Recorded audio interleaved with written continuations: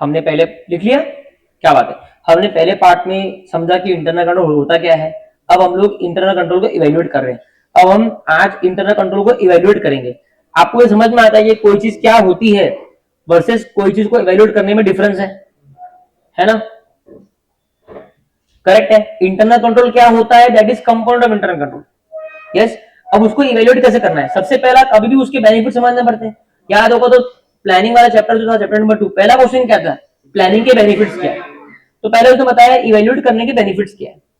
तो खुद को क्रिस्टल क्लियर रखना कि बेनिफिट्स क्या है ना? एग्जाम में क्या क्वेश्चन आ रहा है, ठीक है, बेनिफिट्स पूछ रहा है, हम इवैल्यूएशन को लेकर लिख रहे हैं, ऐसा मत होने देना। तो इंटरनल कंट्रोल मेरे नॉलेज में 3 पार्ट में है। एक तो क्या होता है, उसमें कंपोनेंट वगैरह वो सब है।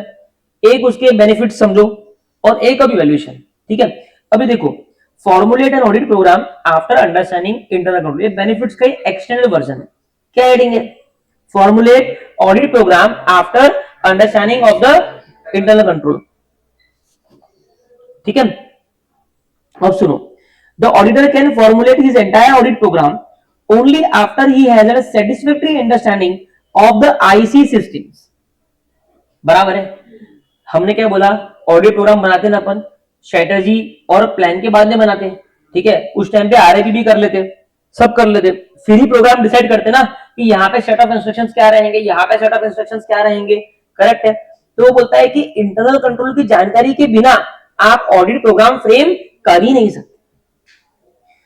The auditor can formulate his entire audit program only after he has had a satisfactory understanding of the internal control system. जब तक उसको internal control system की satisfactory understanding नहीं होती, क्या कंपोनेंट है, कंट्रोल एनवायरनमेंट क्या है, कंट्रोल एक्टिविटीज क्या है, मॉनिटरिंग एक्टिविटीज क्या है, एंटिटी का आरएबी क्या है, जब तक वो सब वो नहीं समझता तब तक वो अच्छा ऑडिट प्रोग्राम नहीं फॉर्मुलेट कर सकता। ऑडिट प्रोग्राम का मतलब क्या होता है?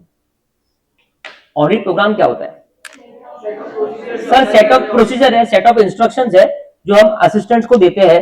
दे follow the instruction, they have to keep their open mind. Yes, they, और प्रोग्राम करने से हमको प्रोसीजर लगते हैं, उससे एविडेंस मिलता है, कंक्लूजन होता है, ओपिनियन होता है और रिपोर्ट बनती है।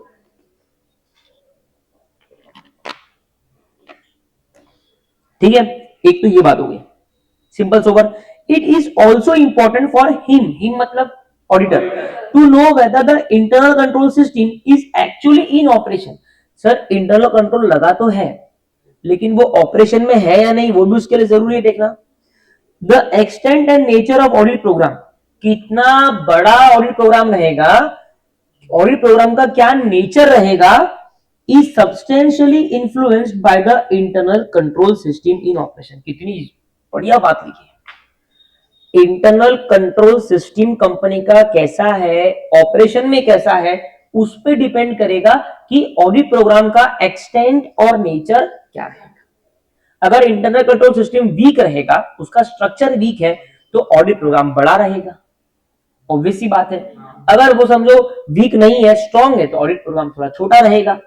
यस, अगर वो वीक है तो ऑडिट प्रोग्राम में हम ज्यादा एक्सपर्ट्स इन्वॉल्व करेंगे, ऑडिट प्रोग्राम का नेचर ज्यादा एग्रेसिव रहेगा। अगर वो इंटरनल कंट्रोल सिस्टम स्ट्रांग है तो ऑडिट प्रोग्राम थोड़ा सा बैलेंस रहेगा, नॉर्मल रहेगा। एम आई ओके? तो पहला पॉइंट क्या हो रहा है सर, बिना इंटरनल कंट्रोल सिस्टम की जानकारी के auditor can not formulate an audit program. Number 1, auditor has to know whether the IC system is in operation. Third, the condition of IC system will determine the nature and extent of audit program. Last point, in deciding upon a plan of test checking, the existence and operation of internal control system is of great significance। क्या मतलब है इसका? बोलो, मेरे साथ साथ में पढ़ना आप भी। मैं बोलू? हाँ। हमने क्या बोला है कि हम पूरा चेकिंग नहीं करते, हमने क्या बोला है, हम टेस्ट चेकिंग करते हैं, है ना। अब वो टेस्ट चेकिंग करना है तो टेस्ट चेकिंग करते वक्त, टेस्ट चेकिंग का मतलब टेस्ट पेपर चेक करने का नहीं करो। टेस्ट चेकिंग मतलब अगर 1000 इन्वेंट्री है उसमें से अपन 100 चेक करते हैं, पूरे 1000 चेक कर पाएंगे क्या? नहीं, 100 चेक करते हैं, उसको बोलते हैं टेस्ट चेकिंग। टेस्ट बेसिस पे चेक कर रहे, पूरा चेक नहीं कर रहे। ये जो टेस्ट चेकिंग होती है, ये टेस्ट चेकिंग काय पे डिपेंडेंट रहेगी? इंटरनल कंट्रोल के एग्जिस्टेंस पे और ऑपरेशन पे। सर मतलब अरे अगर इन्वेंट्री का तू चेकिंग कर रही है, इन्वेंट्री में बहुत शानदार इंटरनल कंट्रोल सिस्टम लगा है, 24 घंटे 24/7 ऑपरेशनल भी है, तो वहां पे तेरी टेस्ट चेकिंग थोड़ी कम होगी, क्योंकि तेरे को कॉन्फिडेंस अच्छा है कि यहाँ पे क्योंकि एक इफेक्टिव आईसी सिस्टम लगा है, chances of fraud and error are low. वही वाइस वर्सा होता तो अगर इन्वेंट्री में इंटरनल कंट्रोल सिस्टम जो है वो एग्जिस्टेंस में तो है बट ऑपरेशन में नहीं है, हर दूसरे दिन उसका ब्रेकडाउन होता है, अगर ऐसा सिनेरियो रहा फिर क्या होगा? आपको आपकी टेस्ट चेकिंग बढ़ानी पड़ेगी, क्योंकि आपको डर है कि फ्रॉड और एरर इसमें ज्यादा हो सकता है। Am I clear to you? So the extent of test checking is dependent on the existence and operations urf effectiveness of internal control system. Are we clear with these 4 points? Question लिखो। Questions and map, ये दो चीज are very very important, specifically in chapter of 3, 4, 7 and 8, बहुत important है। लिखो question.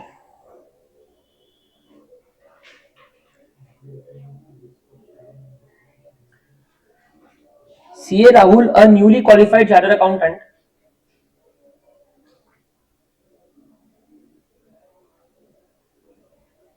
CA Rahul, a newly qualified chartered accountant, is on the job for his first audit. Is on the job for his first audit.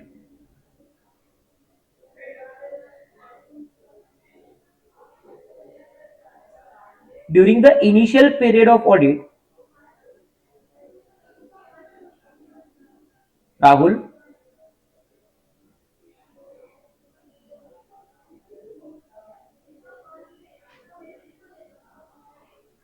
formulates audit program without considering internal control. Full stop. He is of the view that internal control can be evaluated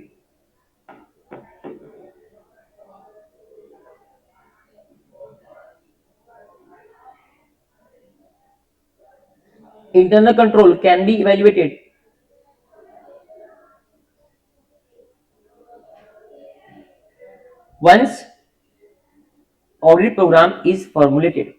Audit program is formulated.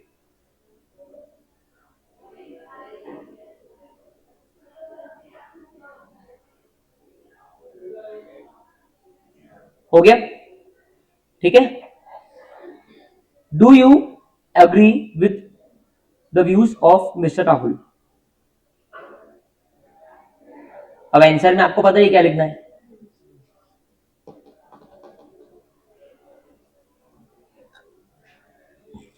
चार bullet बना लो।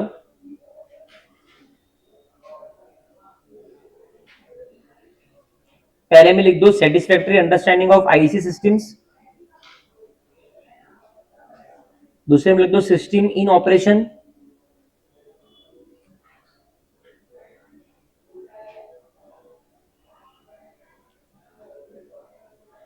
तीसरे में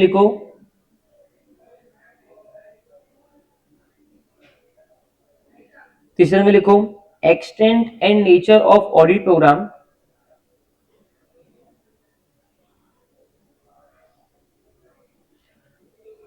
चौथे में लिखो test checking,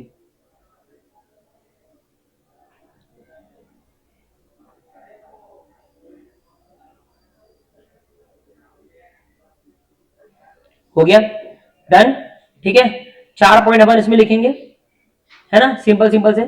ठीक है, अब है ना 4 मेथड्स हैं, ये आज का अपना एजेंडा है। ठीक है, 4 मेथड हमको आज सीखनी है इंटरनल कंट्रोल को इवेल्युएट करने की। किसको? अभी तक हमने चालू क्या क्या इवेल्युएट करना? अब हम चालू कर रहे हैं इवेल्युएट करना। ठीक है, पहला मेथड क्या है? Narrative record. क्या है? नरेटिव रिकॉर्ड क्या होता है? नरेटिव रिकॉर्ड क्या होता है? नरेटिव, नरेशन करना मतलब बताना, है ना, पूरा एक्सप्लेन करना। ठीक है, अपन को और तुझको पता है क्या हुआ था, मैं वहां गई थी, ये हुआ था, पूरा अपन 1 घंटा वर्णन करते हैं, है ना, कि ये हुआ था, ऐसा हुआ था, मैं यहाँ से गिरी थी, यहाँ चढ़ी थी, सब बता दिया। इसको बोलते हैं नरेटिव रिकॉर्ड। क्या बोलते हैं? ठीक है, it is the most exhaustive way of explaining things, है ना, सबसे ज्यादा डिटेल होता है। ठीक है, अब सुनो, this is a complete and exhaustive description of internal control system. Narrative record क्या है? मतलब आप इवेल्युएट कर रहे हो, कंपनी के पास में हर एक कैमरे को लेके, ठीक है, एक पूरा रिकॉर्ड है कि ये कैमरा कैसे ऑपरेट करता है, चालू कैसे होता है, बंद कैसे होता है, डेफिशिएंसीज कैसे निकालता है, एरर और फ्रॉड को कैसे पकड़ता है, वो सब कंपनी के मैनुअल में उसमें लिखा है, उससे क्या बोलते हैं? Narrative record. तो ये क्या है? This is a complete description of the system. बोलो yes, as found in operation by the auditor, as found in operation by the auditor. जो ऑडिटर ने जब ऑडिट करने गया, जब वो इंटरनल कंट्रोल सिस्टम को चेक करने गया, गेट लगाने आ रहा हूं,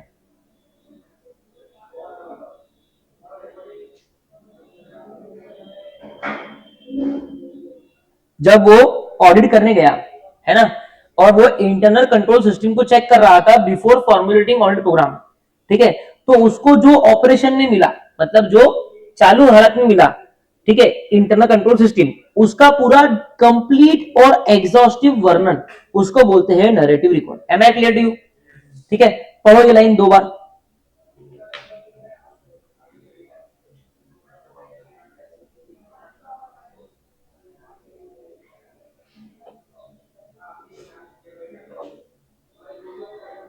क्लियर है? एकदम क्लियर है? ठीक है, दूसरा देखो, इट मे बी रिकमेंडेड, बोलो बोलो, इन cases where no formal control system is in operation and would be more suitable to small business। अब तू खुद सोच, तू एक एक जो इंटरनेट कंट्रोल सिस्टम है उसका अगर तू बैठ बैठ के नरेशन लिखेगा, ठीक है, तो कितना टाइम लगेगा? स्मॉल बिजनेस में क्या है, 3 से 4 कंट्रोल है, तू लिख सकता है। ठीक है, दूसरा, अगर कोई formal system of internal control नहीं, सर फॉर्मल सिस्टम मतलब क्या है? एक कैमरा लगा है, उसके बाजू में एक लगा है, दोनों दोनों एक ही से कनेक्टेड है, उसका एक फॉर्मल स्क्रिप्ट है, ऐसा कुछ है ना, तो तेरे को इतना डीप नरेशन का जरूरत नहीं पड़ता है। लेकिन अगर कोई नॉट फॉर्मल है, इनफॉर्मल है, मतलब वो लगा है तो लगा है, उसका कोई रखवाला नहीं है, ठीक है, एडॉक तरीके से लगा है, कोई वहां लगा है, कोई वहां लगा है, कोई वहां लगा है, कोई फॉर्मल स्ट्रक्चर नहीं, तो वहां पे narration is the best technique. क्या? Narration is the best technique. तो पहला क्या पढ़ा अपन ने कि ये क्या है? पहला बात क्या है? ये है क्या? It's a complete description of internal control system as found in operation by the auditor. Second क्या है? ये कब कब एडवांटेजेस है? सर 2 चीजों में एडवांटेजेस है, एक तो स्मॉल बिजनेस में सूटेबल है, दूसरा there is no formal system of internal control. क्या ये 2 पॉइंट क्लियर है? ठीक है, अभी डिसएडवांटेजेस पढ़ने के बाद में आपको ऊपर की भी सब चीजें क्लियर हो जाएगी। डिसएडवांटेजेस देख, बेसिक डिसएडवांटेज क्या है? पहला पढ़ नंदीश। जो सिस्टम ऑपरेशन में है, कॉम्प्रीहेंड करना मतलब बताना, वो बताना ही डिफिकल्ट है। अरे भाई वो वहां पे क्यों लगा है, कौन से एंगल पे है, ये है वो है, ये इजी है क्या बताना? कितना फालतू बनाया हूं, कैसे एरर डिटेक्ट करता, क्या करता, तो ये बहुत टाइम कंज्यूमिंग है और डिफिकल्ट है। सो बोल रहा है कि अच्छा दूसरी चीज क्या है ना, कि कभी कभी अपन लिखते हैं, लिखते लिखते 4-5 पेज लिख देते हैं, वो कॉम्प्रिहेंसिव नहीं बचता, फिर वो कोई पढ़ेगा ही नहीं, तो हमें उसको कॉम्प्रिहेंसिव बनाना है। हमें क्या करना है? तो to comprehend the system in operation is quite difficult, है ना, जो सिस्टम ऑपरेशन में है उसको कॉम्प्रिहेंड करना बहुत डिफिकल्ट है। तो पहला वर्ड है कॉम्प्रिहेंड। क्या है? दूसरा पढ़ो निहाल।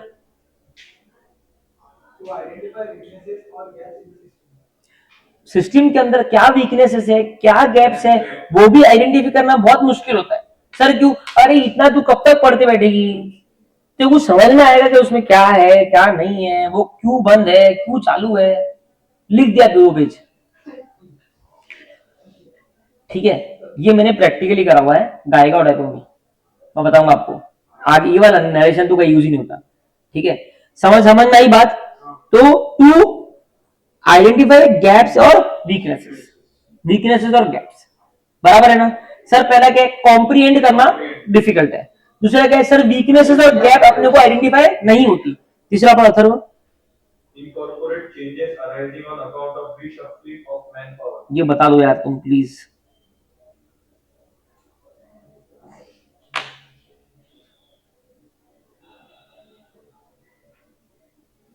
मतलब अगर कोई सेक्टर में कोई एम्प्लॉय काम करता होगा तो उसको वहां से उठा के कहीं और डाल दिए, तो उसकी वजह से कुछ चेंजेस आ गए होंगे सिक्योरिटी सिस्टम।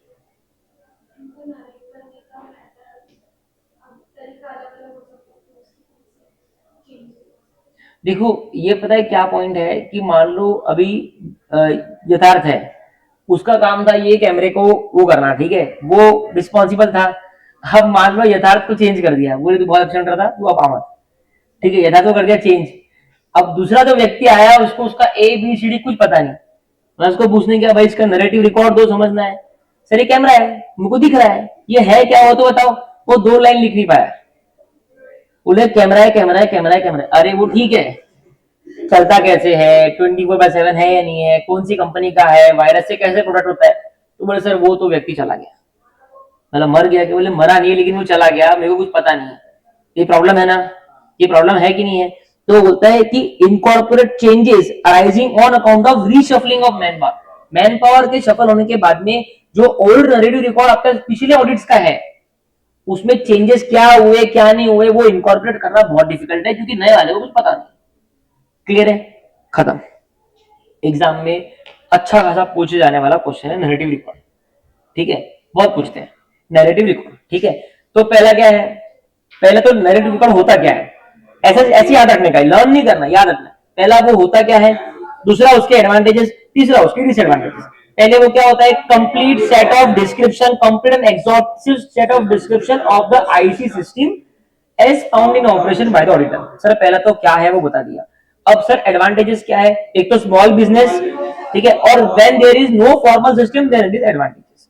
सर डिसएडवांटेजेस क्या है, 3 है। एक तो कॉम्प्रिहेंड करना डिफिकल्ट है, वीकनेसेस और गैप्स आइडेंटिफाई करना डिफिकल्ट है, और तीसरा on account of reshuffling of man power changes incorporate करना इज डिफिकल्ट।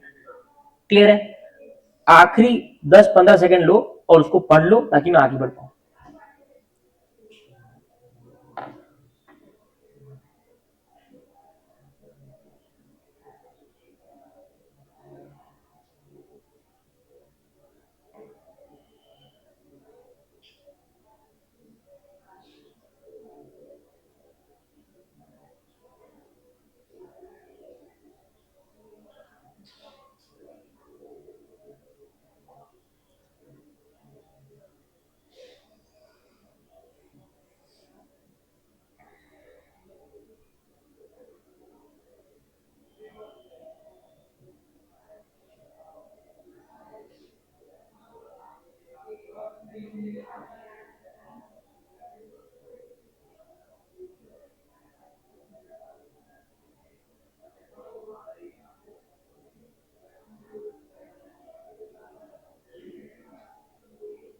हो गया? ठीक है, अब आ जाओ दूसरा चेकलिस्ट। चेकलिस्ट के आगे लिख दो आप फॉर ऑडिट स्टाफ।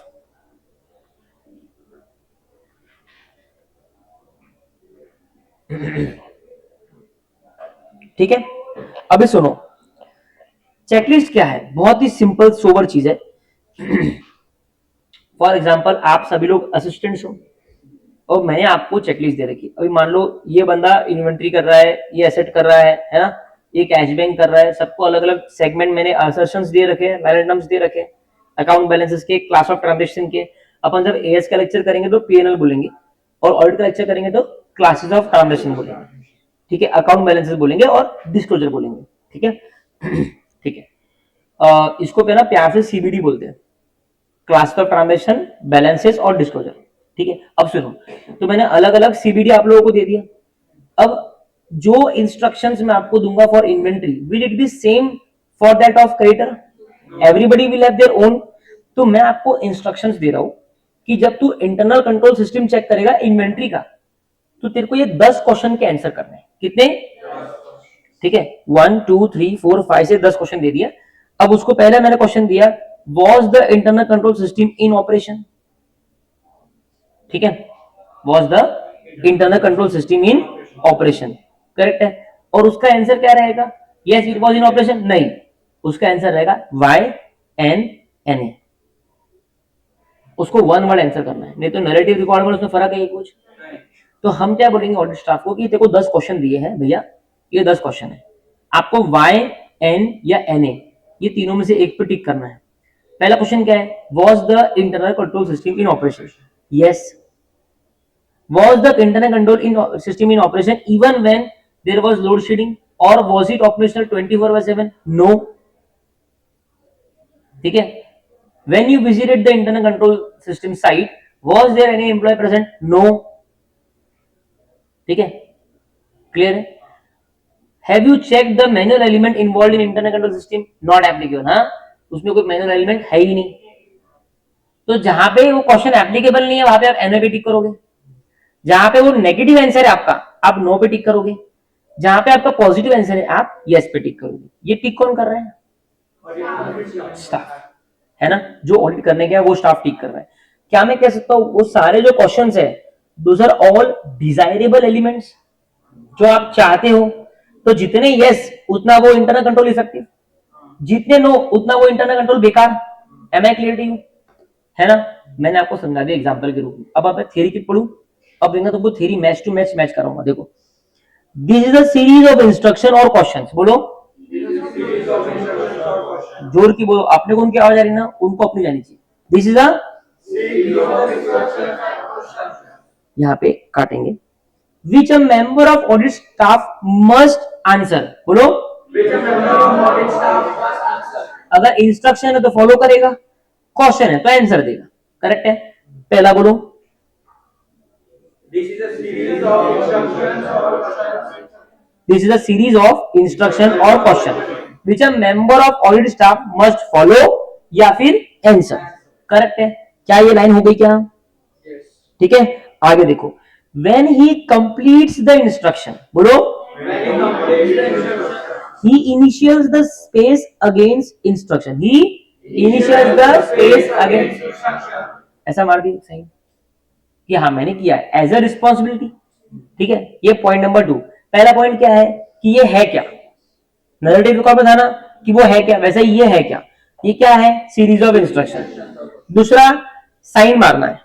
ठीक है, तो audit staff will do the initials against the instruction, ताकि वो अपनी जो जिम्मेदारी है वो समझ रहा है।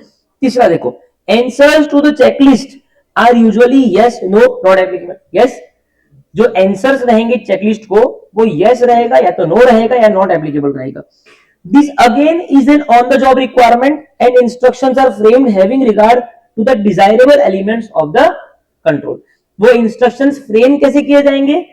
To have regards to the desirable elements of the control. वो कंट्रोल में क्या क्या एलिमेंट्स डिजायरेबल है कि यार ये तो होना चाहिए, क्लियर है। It's a 4 point answer. बोलो, इट्स अ 4 पॉइंट। पहला पॉइंट क्या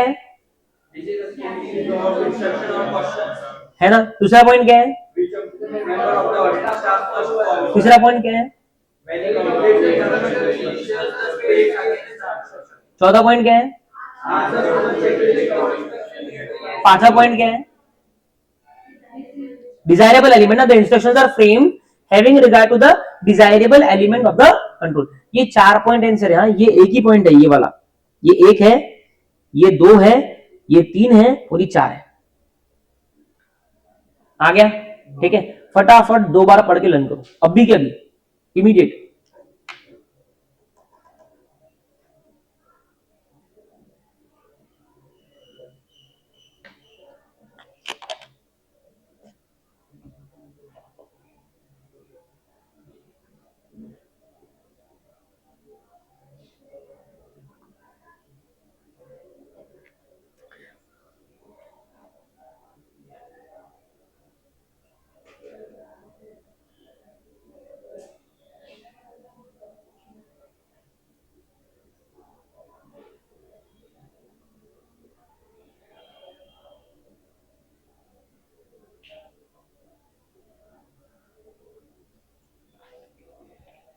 जो जो मैंने हाईलाइट किया है वो हाईलाइट कर दो।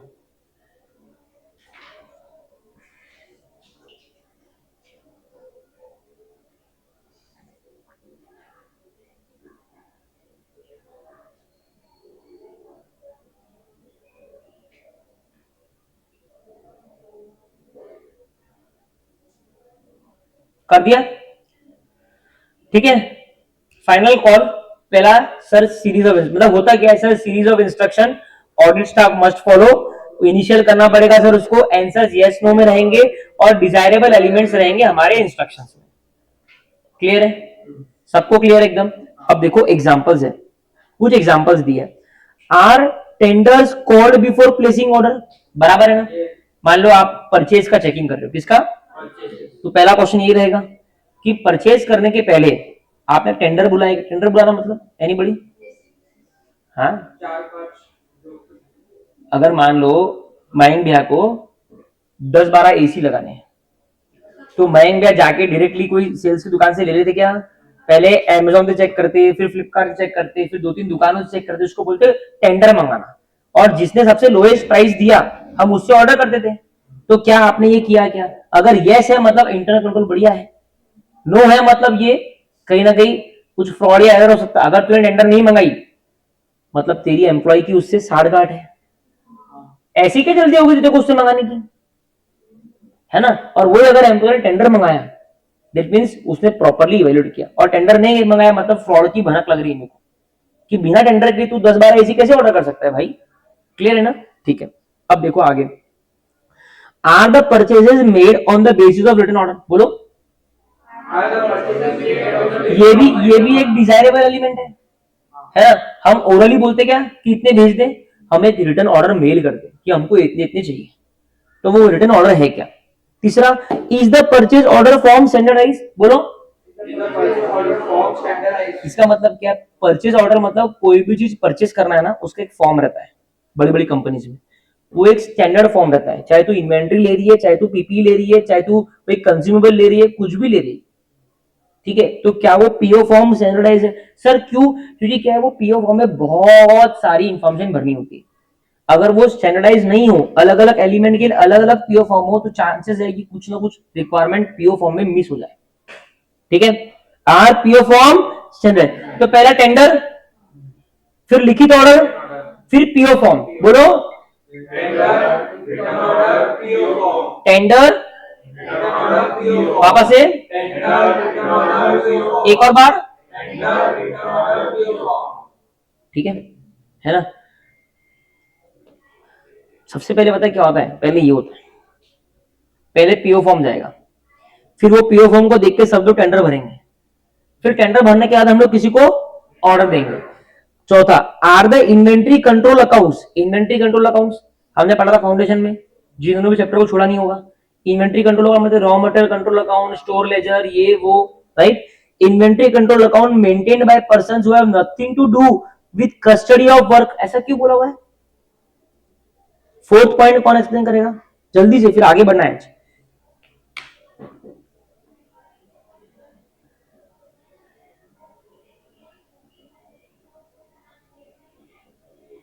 जिन लोगों का एंटिटी में काम इन्वेंट्री का नहीं है, मैनेजर करेगा, अपने का रिकॉर्ड नहीं करेगा, वो लोग ये काम कर रहे हैं क्या, चेक करना। जो लोग का काम है इन्वेंट्री को मेंटेन करना, उसकी रिसिप्ट लेना, रिसिप्ट मतलब फिजिकल इन्वेंट्री लेना, उसको संभालना वगैरह, वही लोग अगर इन्वेंट्री के अकाउंट्स मेंटेन करेंगे तो दोनों चीज उनके हाथ में है, ताला और चाबी दोनों उनके हाथ में। तो जो व्यक्ति इन्वेंट्री कंट्रोल अकाउंट्स बना रहा है, he should be different from the person who is maintaining the physical inventory, तो फ्रॉड रुकेगा। तो ये भी एक बहुत प्यारा प्रश्न है ना, जो आप चाहोगे कि इस पे सामने यस रहे। समझ में आ रहा क्या? तो बोलो, पीओ फॉर्म, फिर टेंडर, फिर रिटर्न ऑर्डर, और फिर ऑर्डर आने के बाद में उसकी इन्वेंट्री मेंटेन करते हैं, inventory control accounts. That's it, मेरे दो इवैल्यूएशन के मेथड खत्म हो, इजी इजी है, नैरेटिव रिकॉर्ड और चेकलिस्ट। अब आ जाओ तीसरे पे, इंटरनल कंट्रोल क्वेश्चनर। ये भी बहुत ज्यादा एग्जाम में पूछते हैं, internal control questionnaire.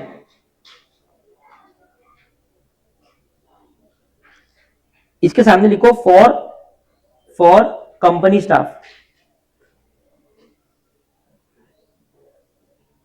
For company staff.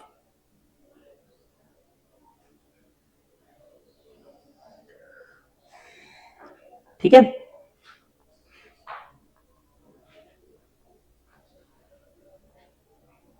This is a comprehensive series of questions. क्या है ये?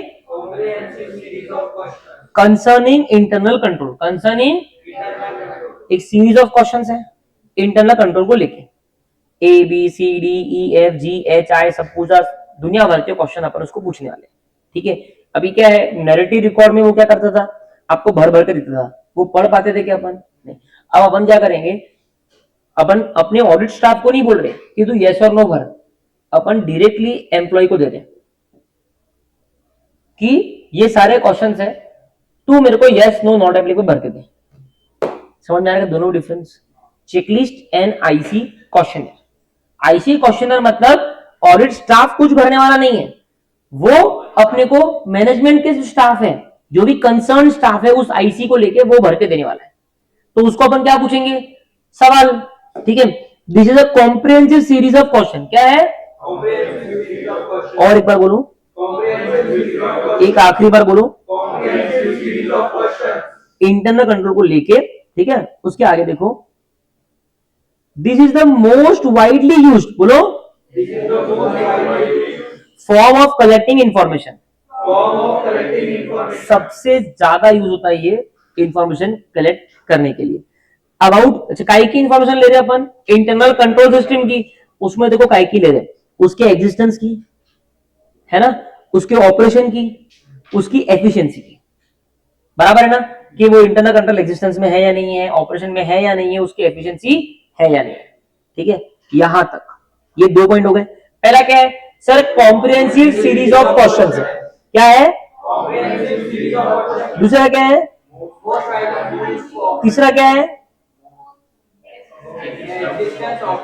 मतलब वो दूसरा ही है, most widely use type of information निकालने का source.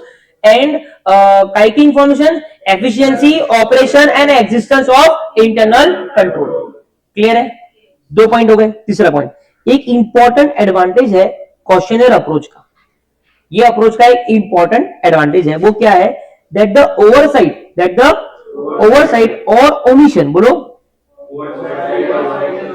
of significant internal control review of procedures is less likely to occur with this method। क्या मतलब हुआ इसका?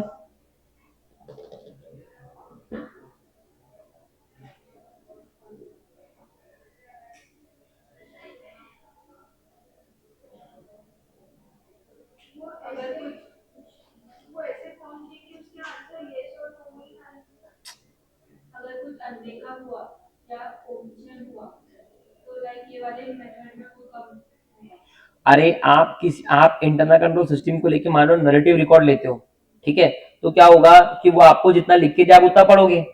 इससे क्या होगा कि आपने एवरी पॉसिबल इंच का क्वेश्चन पूछ लिया उसको, तो आपसे कुछ छूट जाए, इंटरनल कंट्रोल सिस्टम के बारे में रिव्यू करना आपसे कुछ छूट जाए, वो लेस पॉसिबल है, क्योंकि आपका जो क्वेश्चनर है वो इतना कॉम्प्रिहेंसिव है कि आपने उसमें सब कुछ कवर कर दिया।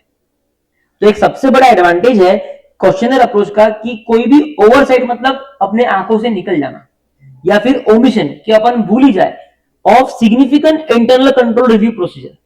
इंटरनल कंट्रोल रिव्यू प्रोसीजर का सिग्निफिकेंट पार्ट आपकी आंखों के सामने से निकल जाए या आप ओमिट कर दो, वो चांसेस ना के बराबर है। ठीक है, is less likely to occur with this method.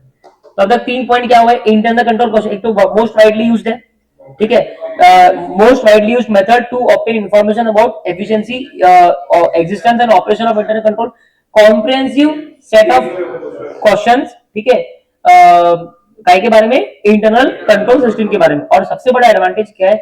Oversight and omission of internal control review procedure is not possible, less likely. ठीक है, उसके बाद में ये तो हो गया पहला वाला पार्ट, यहां पे किसको डाउट?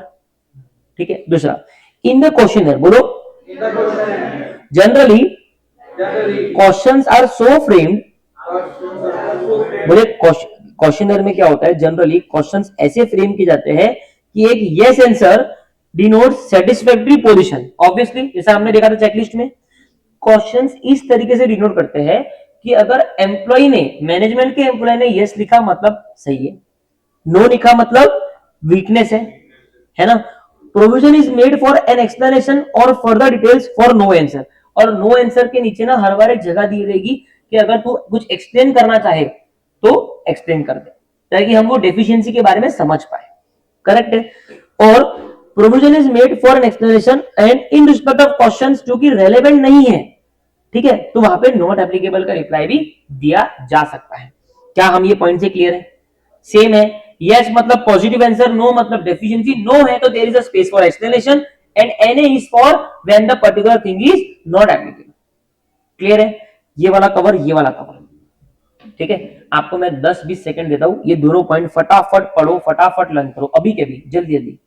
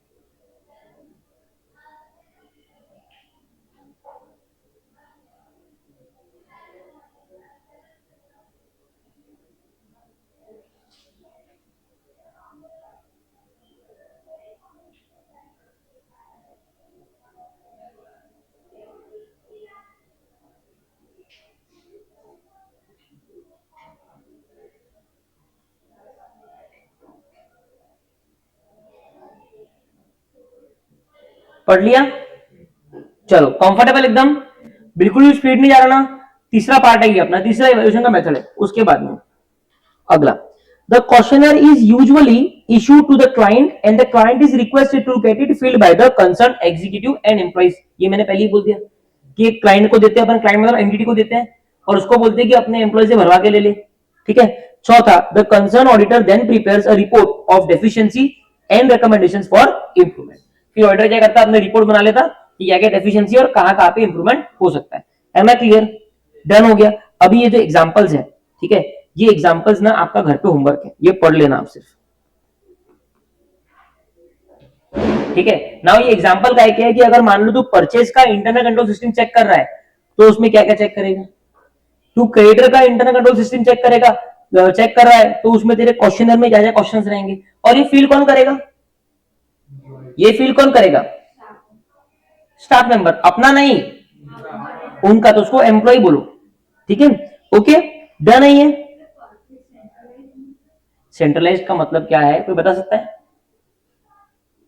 बड़ी कंपनी सोचो दिमाग में, anybody can, you can try.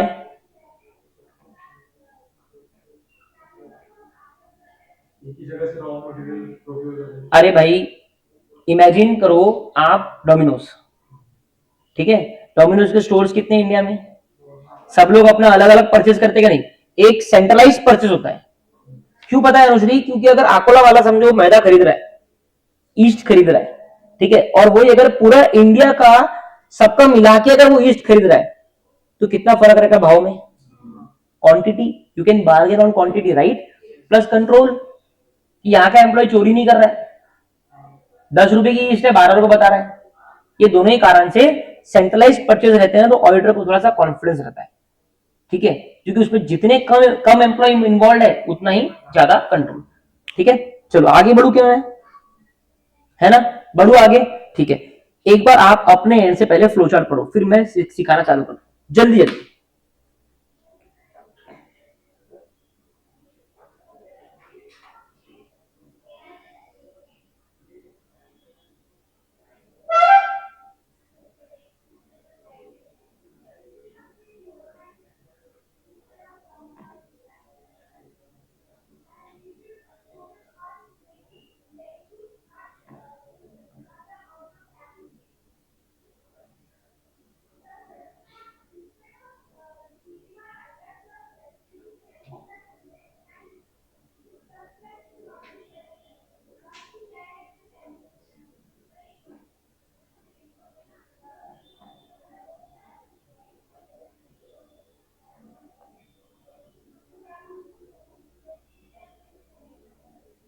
ठीक है। फ्लोचार्ट क्या है? ये एक ग्राफिक प्रेजेंटेशन है of each part of the company system of internal control. मतलब ये ऐसा, ये इफ यस देन ऐसा, इफ नो देन, समझा? फ्लोचार्ट ऐसे ही बनता है ना, है ना? बस कभी था लाइफ में फ्लोचार्ट? कभी कभी देखा है लाइफ में? कौन से स्टेज पे देखा है? 11 12 कभी था? कहीं 10th में? मेरे को याद है स्कूलिंग में कहीं तो होता है फ्लोचार्ट। Data handling. अच्छा, नहीं हो सकता है आपने कभी ना कभी पढ़ा होगा कि अ, जो लोगों जीएसटी कराए मेरे साथ में, आपने तो दुनिया भर का फ्लोचार्ट देखा। तो जीएसटी में भी है टेक्निक, जीएसटी में भी है टेक्निक दैट हम जब भी कोई प्रोविजन सिखाते हैं, सब हो गया ना, तो बहुत सी बार मेरी जो आखिरी स्लाइड होती है उसमें वो पूरे प्रोविजन का एक समरी फ्लोचार्ट होता है, जो मैं एलडीआर मार्क करता हूँ कि अब तुमको ये प्रोविजन जब एग्जाम के या टेस्ट के पहले पढ़ोगे तो पूरा तो पढ़ना ही है, फिर एक 2 मिनट में ये फ्लोचार्ट रिवाइज करके तुमको एक आइडिया लग जाएगा। इफ यू रिमेंबर अपन ने जीटीए का एक प्यारा सा फ्लोचार्ट देखा था, ठीक है, आरसीएम वाला, 7 स्पेसिफाइड रेसिपी। तो ठीक है, तो ऐसा फ्लोचार्ट रहेगा। फ्लोचार्ट मतलब एक यहाँ पे चीज रहेगी, फिर वो बोलेगा यस तो ये होगा, नो तो ये होगा, अगर यस है तो फिर ये होगा, नो है तो फिर ये होगा। इसको बोलते हैं फ्लोचार्ट, मतलब flow of things. It's a very good presentation of explaining anything, ठीक है। So it's a graphic presentation of each part of companies IC system. Company का जो इंटरनल कंट्रोल सिस्टम है उसके हर एक पार्ट का ग्राफिक प्रेजेंटेशन मतलब फ्लो चार्ट है। क्लियर है? ठीक है। A flow chart is considered to be the most concise way. Concise मतलब सबसे कम लिखा हुआ लेकिन सबसे ज्यादा इंफॉर्मेशन दे रहा है। तो a flowchart is considered to be the most concise way of recording auditor's review of the system। ठीक है, ऑडिटर ने जो आईसी सिस्टम रिव्यू कर लिया उसको रिकॉर्ड करने का सबसे बेस्ट तरीका क्या है? फ्लो चार्ट है। क्या है? और उससे ऑडिटर को समझ में आता है कि अल्टीमेटली ये आईसी सिस्टम पे कितना मैं भरोसा करूं। ज्यादा भरोसा मतलब छोटा ऑडिट प्रोग्राम, ठीक है। It gives a bird's eye view of the system. पूरे सिस्टम का एक बर्ड्स आई व्यू अपने को फ्लो चार्ट से मिलता है। And the flow of transaction and integration, कौन से ट्रांजेक्शन आपस में एक दूसरे को इंटीग्रेट कर रहे हैं, ठीक है। तो बेसिकली बर्ड्स आई व्यू आपको किस किस का मिलता है? ये इंटीग्रेशन वाला काट देना। एक तो आपको मिलता है पूरे सिस्टम का और एक फ्लो ऑफ ट्रांजेक्शन का। And in documentation can be easily spotted and improvements can be suggested. ठीक है, कोई भी दिक्कत है तो अपने को स्पॉट हो जाएगी और कुछ इंप्रूवमेंट तो अपन सजेस्ट कर देंगे। ठीक है, समझ में आया? एकदम इजी है। प्लीज ये सब लोग अभी इसको रन करो, मैं वेट करता हूं।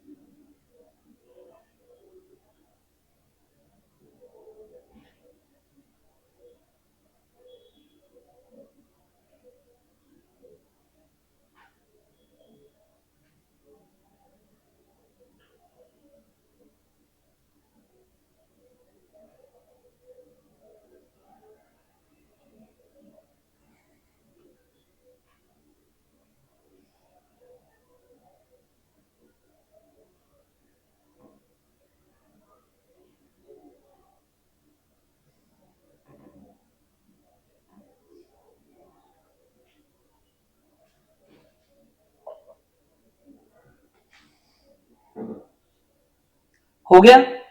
अभी फटाफट उसको देख के लिख लो, ऐसे डब्ल्यू कर लो अभी के अभी।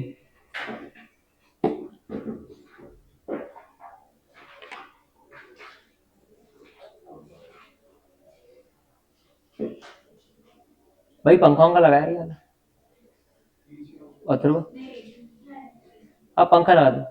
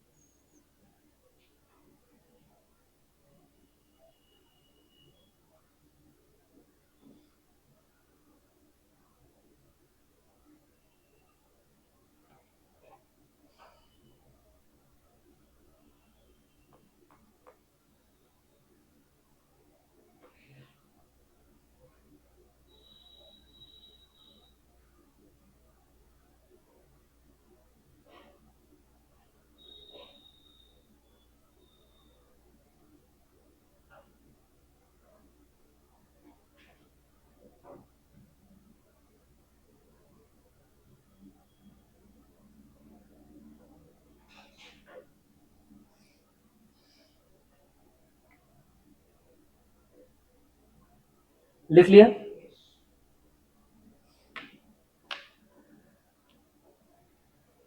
फटाफट लिखो, डेकोरेशन नहीं।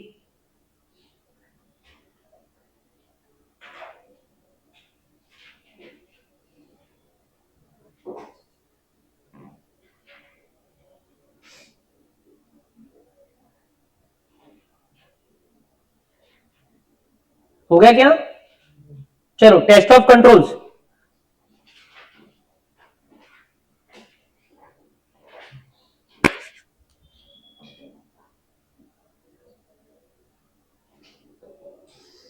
टेस्ट ऑफ कंट्रोल्स, ठीक है।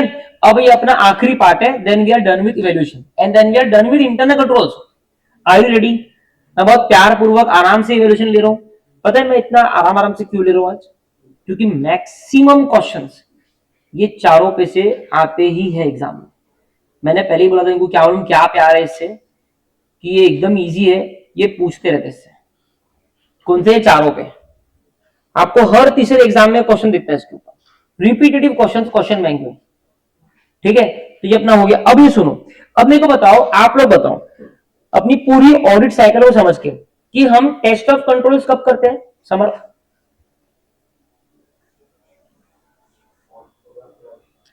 प्रोग्राम के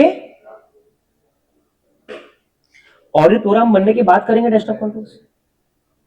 अभी तो मैंने सिखाया कि आप टेस्ट ऑफ आप इंटरनल कंट्रोल के वैल्यूएट करके आपको समझ में आता है कि ऑडिट प्रोग्राम में कहां पे कैसा कैसा लगाना है, ठीक है। क्या मैं कहूं कि सर आरएपी का स्टेज में हम देखते हैं आरओएलएम कहां है और इंटरनल कंट्रोल टेस्ट करते हैं? आरएपी के स्टेज में इनहेरेंटली दो चीजें आती है, एक सर आईसी सिस्टम को चेक करना और एक सर आरओएमएम देखना, और ये दोनों आपस में जुड़े हुए हैं। जितना अच्छा आईसी सिस्टम उतने आरओएम के चांसेस कम। पता था ना अपन ने control risk, exactly, yes. RAP, अब हमने एक चीज पढ़ी हुई है sir, there are certain set of procedures, APS, RAP, inquiries, RAP. अपन ने पढ़ा था ना इंक्वायरी, ऑब्जर्वेशन, आरएपी में। बस वही चीज बोल रहा है कि टेस्टिंग ऑफ इंटरनल कंट्रोल में क्या क्या होता है। एक होता है inspection of document supporting transactions to gain audit evidence that internal controls have operated properly, ठीक है। क्या इंस्पेक्शन करना है? जो भी ट्रांजैक्शंस हुए हैं वो ट्रांजैक्शन से जुड़े हुए जो डॉक्यूमेंट्स है उसका आपको करना है इंस्पेक्शन। किसका करना है? इंस्पेक्शन होगा डॉक्यूमेंट्स का, और वो डॉक्यूमेंट्स किससे जुड़े हुए हैं? ट्रांजैक्शन से। Am I clear to you? तो inspection is of documents which are supporting the transactions and other events to gain audit evidence. क्यों? ताकि ऑडिट एविडेंस प्राप्त कर सके that internal controls have operated properly, ताकि आपको एविडेंस मिल सके कि जो इंटरनल कंट्रोल है जिस पे हम रिलाई करना चाहते हैं वो प्रॉपर्ली ऑपरेट हुए हैं। एग्जांपल देखो, verifying that transaction has been authorised. कितना प्यारी चीज है।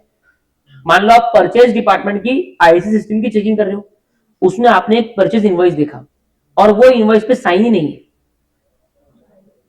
तो आपको समझ में आएगा कि ये इनवॉइस ऑथराइज्ड नहीं है। इसके लिए इंस्पेक्शन काम आता है। What is inspection? Inspection involves inspecting the documents pertaining to transaction, ठीक है, to ensure that the internal control system have operated properly. For example, verifying the authorization on the document. क्या हम लोग इंस्पेक्शन का part कर चुके हैं? दूसरा, इंक्वायरी अबाउट इंटरनल कंट्रोल। बोलो, inquiry about internal control, observation about internal control, ठीक है, which leaves no audit trail. मतलब ऐसे इंटरनल कंट्रोल है जिनका कोई ट्रेल नहीं है। सर ट्रेल नहीं है मतलब जिनका कोई लिखित वो नहीं है कि ये समर्थ ने किया था, समर्थ के बाद में यथार्थी का कुछ पास्ट एक्सपीरियंस नहीं है। मतलब कोई कैमरा है उसकी रिकॉर्डिंग नहीं है ना। ऑडिट ट्रेल का मतलब कोई ट्रेल मतलब कोई सबूत छोड़ते जाना, वो नहीं है। तो आप डॉक्यूमेंट चेक कर पाओगे क्या? इंस्पेक्शन कर ही नहीं पाओगे क्योंकि कुछ है ही नहीं। हम इंस्पेक्शन किसका करते हैं? जब कोई ट्रेल हो। कोई ट्रेल ही नहीं है तो तू क्या करेगा? मैक्सिमम तू इंक्वायरी करेगा या फिर ऑब्जर्वेशन करेगा कि वो इंटरनल कंट्रोल बराबर चल रहा है क्या, लाइव में वो बराबर रिकॉर्ड कर रहा है क्या। तो इंक्वायरी अबाउट, मैं क्लास में वो लगाऊंगी आपको अनमोल, इंक्वायरी अबाउट ऑब्जर्वेशन है ना, inquiry about and observation of. बोलो, दो सेंटेंस है, इंक्वायरी अबाउट इंटरनल कंट्रोल बोलो, ऑब्जर्वेशन ऑफ इंटरनल कंट्रोल, और ऐसे internal control which leave no audit trail. अब समझ में आया एकदम, जैसे कि determining who actually performs each function and not merely who is suppose to perform.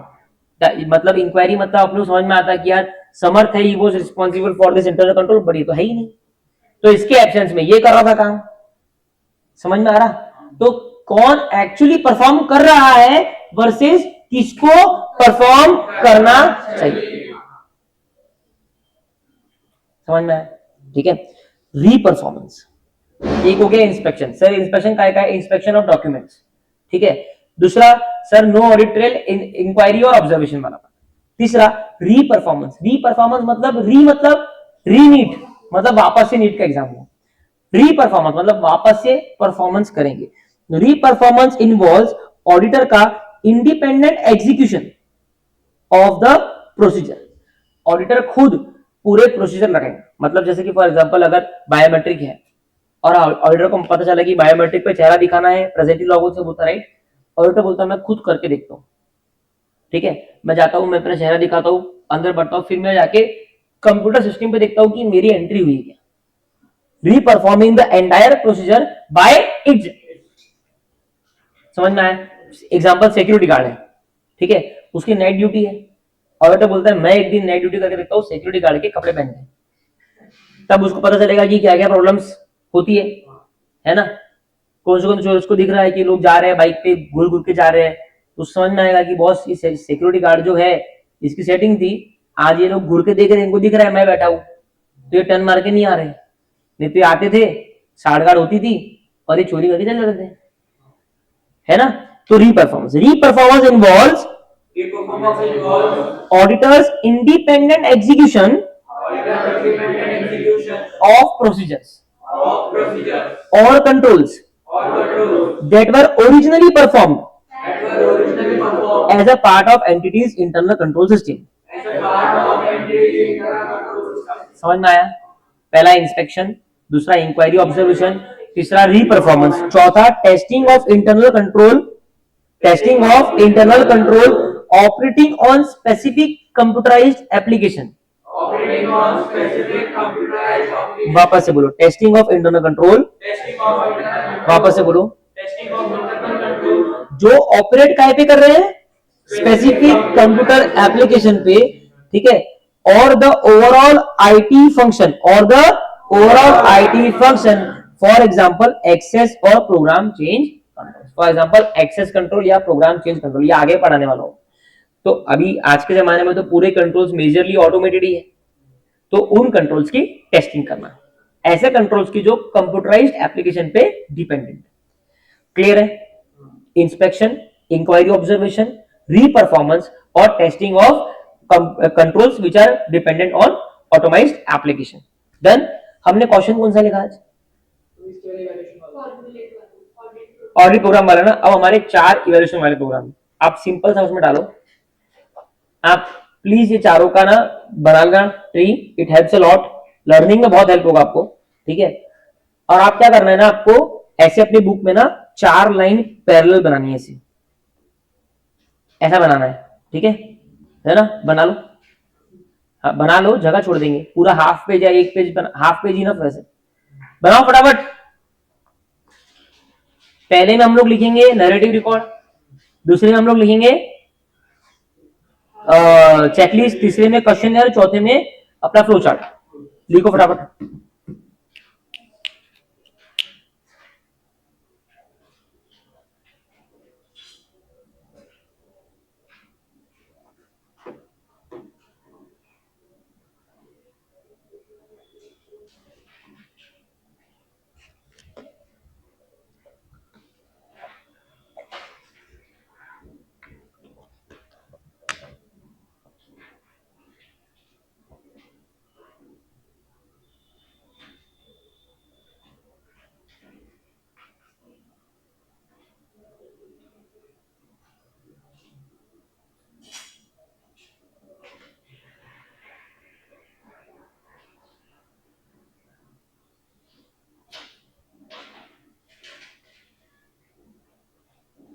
जाना।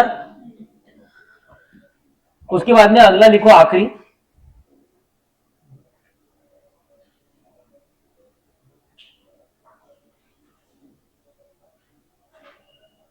ये लिखो पूरा, देखो ये ऊपर का है ना, फटाफट लिखो, ये पूरा लिखो, एज ए क्वेश्चन लिखो ये।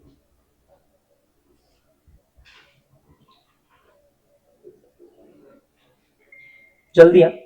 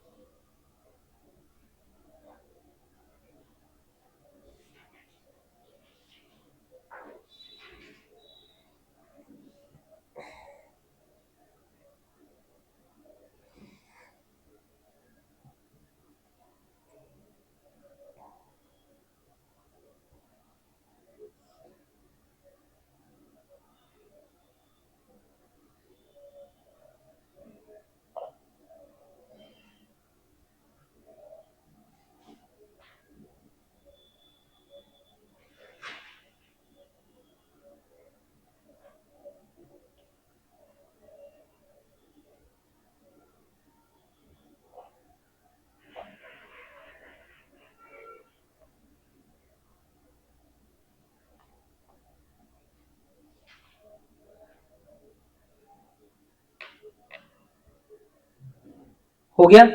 अब उसमें लिखो आगे, state what do you understand by test of controls.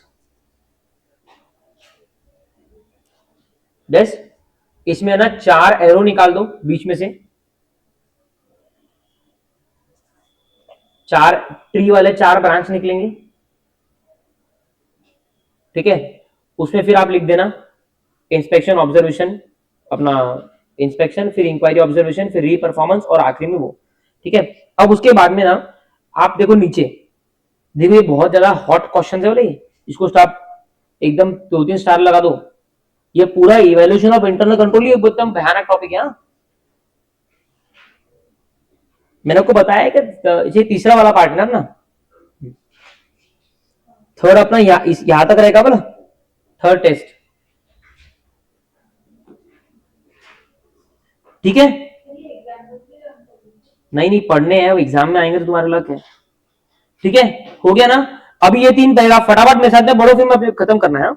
While obtaining audit evidence about the effective operation of internal control, बोले ऑडिटर जब इंटरनल कंट्रोल की इफेक्टिव ऑपरेशन को लेके एविडेंस इकट्ठा कर रहा है, the auditor consider how they were applied. जब वो देखो इवैल्यूएशन ऑफ इंटरनल कंट्रोल का पर्पस क्या है कि ऑडिटर इंटरनल कंट्रोल की इवैल्यूएशन को लेके एविडेंस इकट्ठा करे। एविडेंस इकट्ठा करते वक्त वो पहले क्या ध्यान में रखता है कि कैसे वो अप्लाई हुए थे, कौन, internal control, how they were applied, ठीक है। The consistency with which they were applied, मतलब 24/7 कैमरा चालू है या नहीं है, ठीक है। And by whom they were applied, by whom they were applied, ये मेरा पहला हो गया, ठीक है। तो क्या बोलता है वो टेस्ट ऑफ कंट्रोल, हमने जब एग्जाम में क्वेश्चन आया टेस्ट ऑफ कंट्रोल्स को लेके, तो हमने पहले बोल दिया भैया 4 टेक्निक है। अब हम उसके बाद में टेस्ट ऑफ कंट्रोल्स को लेके थोड़ा और जानकारी देंगे और आंसर को क्लोज करेंगे। तो हमने क्या बोला कि ऑडिटर जब इंटरनल कंट्रोल की इफेक्टिवनेस चेक करता है, ठीक है, while doing test of control, तो वो देखता है कि वो कैसे अप्लाई हुए थे, कितनी कंसिस्टेंसी से अप्लाई हुए और किसने अप्लाई किए। पहला पॉइंट क्लियर है, ठीक है। उसके बाद में the concept of effective operation recognises that some deviations may have occurred, है ना। जब हम चेक करते हैं इफेक्टिव ऑपरेशन इंटरनल कंट्रोल का, दैट मींस कुछ ना कुछ डेविएशन ऑकर हुए होंगे, कुछ ना कुछ डेविएशन ऑकर हुए होंगे। Deviation from prescribed controls may be caused by such factors as, है ना। प्रिस्क्राइब्ड कंट्रोल मतलब जैसा ऐसा होना चाहिए था, लेकिन कुछ डेविएशन हुआ, मतलब डेविएशन फ्रॉम प्रिस्क्राइब्ड कंट्रोल हुआ, ठीक है। तो वो क्यों हो सकता है, कुछ कारण है। एक तो की पर्सनल चेंज हो गया, है ना, यथार्थ था यथार्थ चला गया। अब जो नया बंदा आया उसको कुछ पता नहीं है, तो हो सकता है कि कोई प्रोसेस ऐसे करनी चाहिए थी लेकिन वो चेंज हो गई, बराबर है। अभी तक चलो रोशन है, रोशन लेक्चर अपलोड करता सब करता, अब मान लो आदमी चेंज हो गया, ठीक है, उसको उतना पता नहीं है, तो हो सकता है वो यूट्यूब पे डाले ही ना, ठीक है, वो उसी फोल्डर में सेव करके रख दे, तो ये हो गया डेविएशन। उसके बाद में significant seasonal fluctuation in volume of transaction, है ना। नॉर्मली ये बॉटल के 1000 क्वांटिटी सेल होती है, बहुत गर्मी पड़ी 10,000 बॉटल सेल होगी। क्या हमारा इंटरनल कंट्रोल उतनी बॉटल्स को हैंडल करने का सक्षम था क्या? ये कैमरा है, इससे काम था अनआइडेंटिफाइड लोगों को आइडेंटिफाई करना। इतने सारे लोग कमरे में आ गए कि वो कैमरा जो है कंफ्यूज हो गया, ठीक है। तो वो जो जिन लोगों का चेहरा उसको पता भी है, उसको भी वो अनआइडेंटिफाई बोल के डालता है। तो सिग्निफिकेंट इंक्रीज इन वॉल्यूम हो जाता है, या फिर ह्यूमन एरर। यस, तो ये हमारा दूसरा पार्ट है, कंसेप्ट ऑफ डेविएशन। क्लियर है?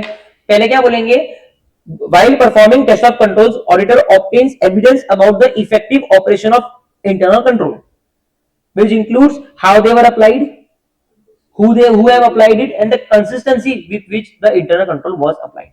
दूसरा, the concept of effective operation includes that some deviation may have occurred. और deviation क्यों होते हैं? वॉल्यूम ट्रांजिशन बढ़ गया, की पर्सनल चेंज हो गया, बस इतना लिखना है। ये पूरा सेंटेंस अगर किसी के दिमाग में ये होगा कि मैं ये पूरा लर्न करूंगा, ठीक है, तो आप ऑडिट में पक्का फेल हो। ठीक है, मैं बार बार इस बात को बता रहा हूं, ऑडिट में लर्निंग तो करनी है, लेकिन आपको दिमाग रहना चाहिए कि आपको लर्निंग करनी है क्वेश्चन की, पहले तो कि क्वेश्चन क्या पूछ रहा है, दूसरा आपको लर्निंग सिर्फ इन की चीजों की करनी है। ठीक है, जो भी कीवर्ड्स है इनकी लर्निंग करनी है। आगे पीछे की इंग्लिश अगर आप नहीं बना पा रहे हो तो फिर आप ऑडिट के लिए फिट नहीं। और आप अगर सोच रहे हो कि मैं पूरा रट्टा कर लूंगा तो आप तो बहुत पानी में, क्योंकि वो होने वाला नहीं है। वो आज हो जाएगा, जब सारे 11 चैप्टर हो जाएंगे ना फिर बताना मेरे को, ठीक है, तो वो होगा नहीं। तो यहां पे आपको क्या ध्यान रखना है कि जो सेकंड ये पैराग्राफ है इसमें क्या ध्यान रखना है, एविडेंस अबाउट इफेक्टिव ऑपरेशन, ये मेन है अपना। ठीक है, फिर इसमें ध्यान रखना है हु अप्लाइड, हाउ अप्लाइड, आपको ऐसा हिंदी में लर्न करना चाहिए। ठीक है, तो आपका फास्ट लर्निंग होगी। उसके बाद में हम बोलेंगे डेविएशन, है ना। तो पहला वाला जो क्रक्स था वो था एविडेंस को लेके, दूसरा वाला क्रक्स जो है वो डेविएशन को लेके। किसको लेके? क्लियर है एकदम? अब देखो तीसरा, अब सब कुछ हो गया, टेस्ट ऑफ कंट्रोल परफॉर्म कर दिए, एविडेंस मिल गया, डेविएशन मिल गए। अब क्या होगा, based on the result of test of controls auditor को इवेल्युएट करना चाहिए कि whether internal control are designed and operated as contemplated in the preliminary assessment of risk. जब आपने प्रिलिमिनरी असेसमेंट ऑफ रिस्क किया था एकदम स्टार्टिंग में, क्या उस हिसाब से ही सब कुछ चल रहा है या अभी रिस्क बढ़ चुका है या कम हो चुका है? तो ऑडिटर को वो देखना चाहिए। Ultimately the evaluation of deficiencies may result in auditor concluding the assessed level of control risk needed to be revised। कि आपने जब फाइनली पूरा इंटरनल कंट्रोल सिस्टम को इवेल्युएट कर लिया तो जो आपने कंट्रोल रिस्क पहले असेस किया था प्रिलिमिनरी, क्या उसको रिवाइज करना है, और करना है तो कितना करना है। क्लियर है?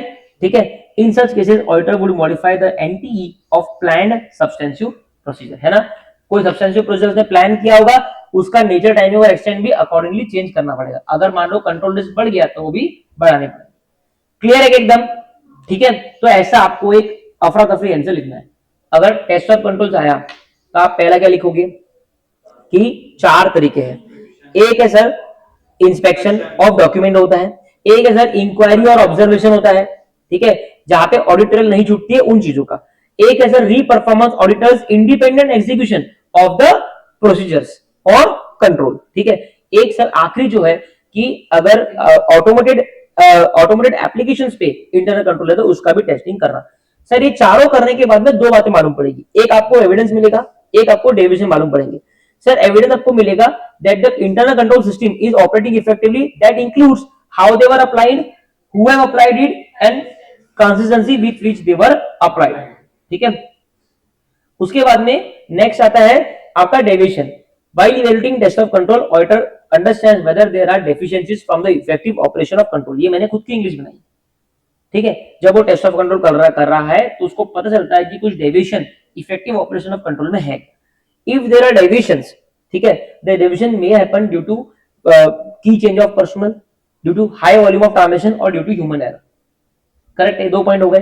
तीसरा, while evaluating internal control, auditor understands whether there is a need to revise the assessed level of control risk, and if there is a revision in the control risk, then accordingly substantive audit procedures will also change. Simple. हो गया क्या? अच्छे से हो गया? ठीक है, आपको मैं 1 मिनट देता हूं, इसको फटाफट लर्न करो ताकि मैं आगे बढ़ पाऊं जल्दी. पूरा की पूरा लर्न करना जरूरी नहीं है, जितना हो रहा फटाफट लर्न करो. Test of controls.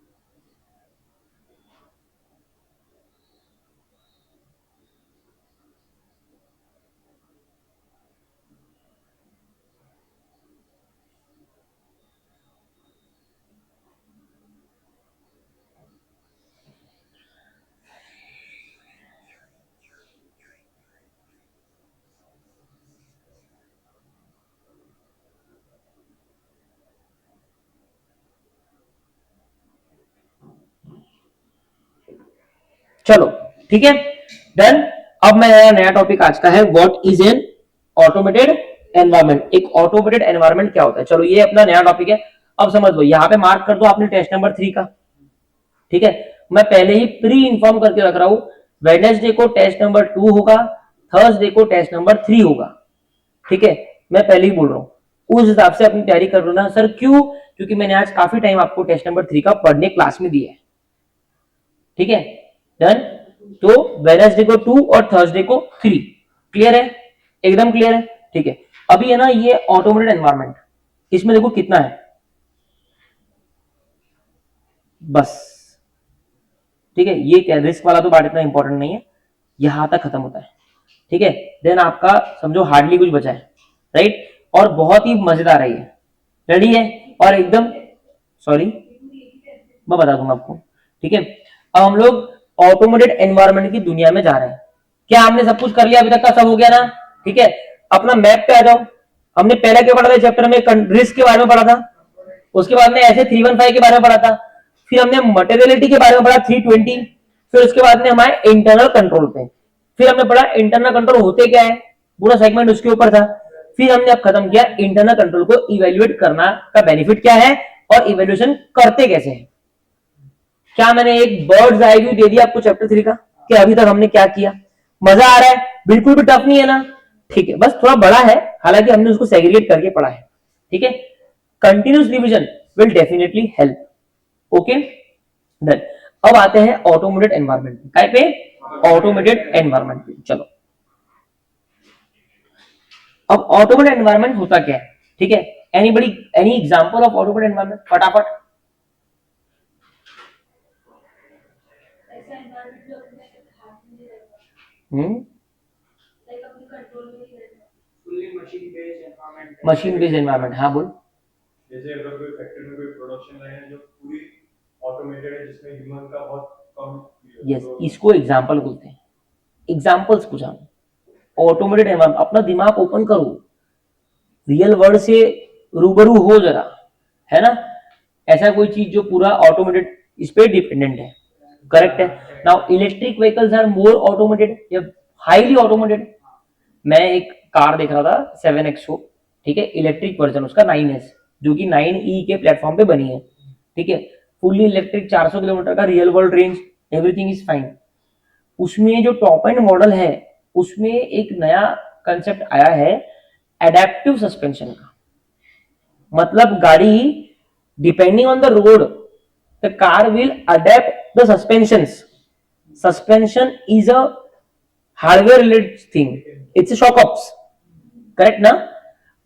It is now automated that if the car is going through a rough road, it will change the mode of suspension. So the shock ups will be stiff. It will not give you bumpy ride. ठीक है, ठीक है. तो it is all happening nowadays. Adaptive suspension is the highest. It's the technology used in Mercedes and BMW. Are you getting what I'm saying? So automized मतलब everything. अरे आजकल ये पंखे हैं, बटन के मोबाइल से ऑपरेट हो जाते हैं. हाँ, मोबाइल से स्पीड सेट कर दो, वो चलेंगे. राइट. वो छोड़ो, इससे हाई बताता automation. Alexa open the fan. अभी नहीं होगा, इसमें है नहीं, ओपन हो जाएगा. सीरी जाग जाती हो. भूमित की आवाज सुनती हो, क्या होता कैसे. ठीक है. हे सीरी बोलेंगे अभी जग जाएगी. उसको बोलेंगे हे सीरी कॉल सो, हे सीरी कॉल सो, हे सीरी कॉल सो, सब करती हो. सब. किसी को व्हाट्सएप ड्रॉप करना है, हे सीरी ड्रॉप व्हाट्सएप तो ड्रॉप कर देती. क्या है? ऑटोमेटिक. ये अपने को पढ़ना है. सुपर इंटरेस्टिंग है, थोड़ा टेक्निकल टर्म्स है, इट्स फाइन. ठीक है. सो की features of N automated environment. इसके कुछ की फीचर है, अपना पहला क्वेश्चन है. ठीक है. ओके. की feature of N automated environment R S under. ठीक है. कितने फीचर है? बहुत बढ़िया. ठीक है. पहला क्या है? पढ़ो, एक करके पढ़ते हैं. पहला पढ़ेगी बरखा.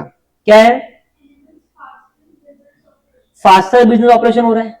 यस. पहले वही काम मैनुअल आदमी करता था, तो उसको चाय ब्रेक भी चाहिए. ठीक है. उसको बातें भी करना है, उसको लंच भी करना है. एफिशिएंसी कम है. मशीन 24/7 काम करती है, कोई टेंशन ही नहीं है. ठीक है. अभी तो ये भी मशीन आ गई है कि मान लो कोई ट्रक है, वो ट्रक में तुमको सामान लोड करना है. अब सामान लोड करना वाला तुमको मजदूर चाहिए. अब मजदूर चाहिए तो मजदूर के नाटक झेलना पड़ेगा. कब आएंगे, कभी नहीं आएंगे, कभी ये कभी वो, साथ में चोरी झेलना पड़ेगा. करेगा ना.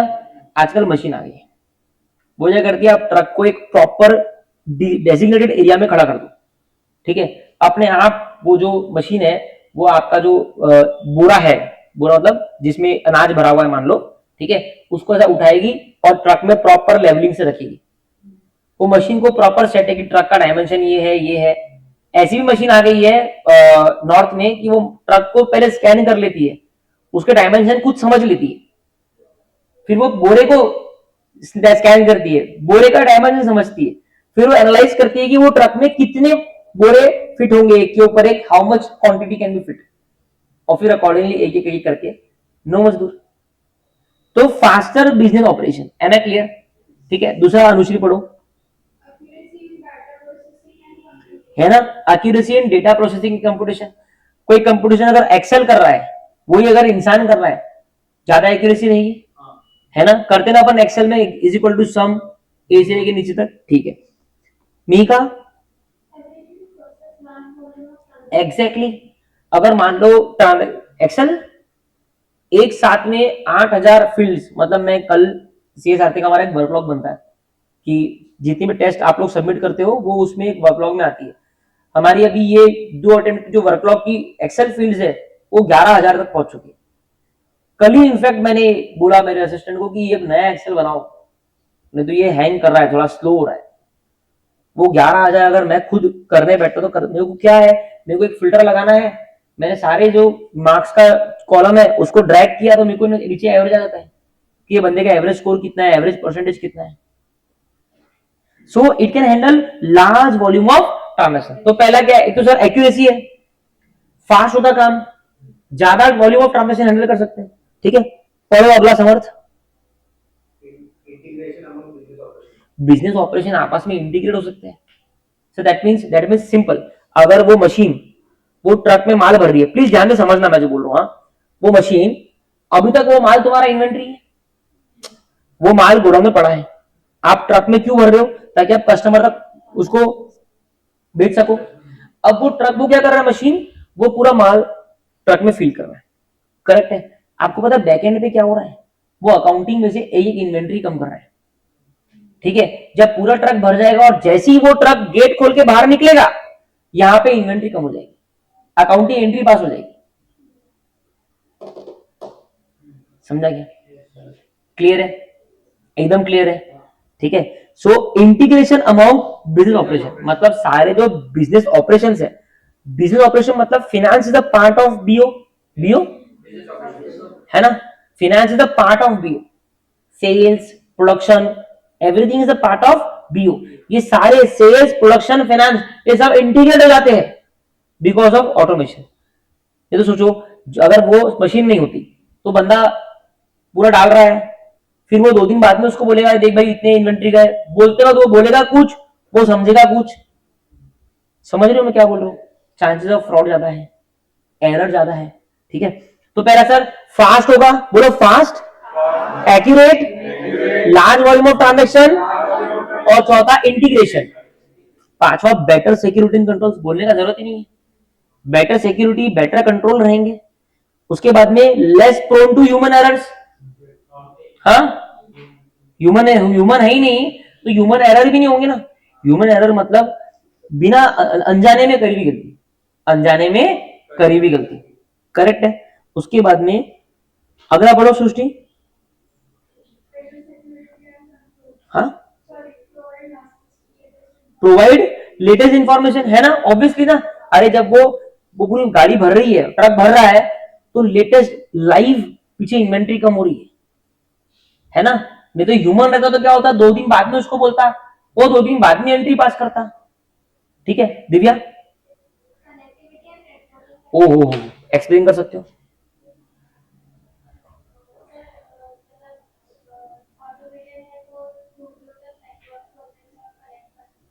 देखो, एक तो तुम अलग अलग ब्रांच में क्या हो रहा है तुमको इधर ही मालूम पड़ जाएगा।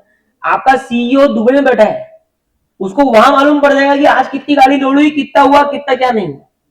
कनेक्टिविटी और नेटवर्किंग कैपेबिलिटी ऑटोमेटेड एनवायरनमेंट में होती है। अरे हमारी जो शीट बनती है, ठीक है, वो गूगल शीट बनती है। क्या बनती है?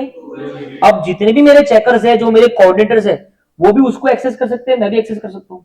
ठीक है, समझो एक चेकर ने चेक कर दिया तो वहां पे वो अपने मार्क्स फिल कर देता है और वो लिख देता है पेंडिंग टू बी रिव्यूड। फिर मैं रात में फिल्टर लेता हूँ कितना कितना पेंडिंग है मेरा रिव्यू करने का। फिर वो सारे पेपर्स जो वो मेरे को मेरा असिस्टेंट दिखाता है, मैं फटाफट रिव्यू करता हूँ। समझा? सब कुछ इंटीग्रेटेड है। वो शीट मेरे को किसी को भेजना पड़ रहा क्या? वो लाइव है। तो उसकी कनेक्टिविटी नेटवर्किंग कहीं से भी मेरा चेकर है वो बैठ के देख सकता है। क्लियर है? ये एडवांटेजेस है, ये फीचर्स है किसके? ऑटोमेटेड एनवायरनमेंट फीचर्स है। ठीक है, फटाफट लर्न करो, लर्न करना है।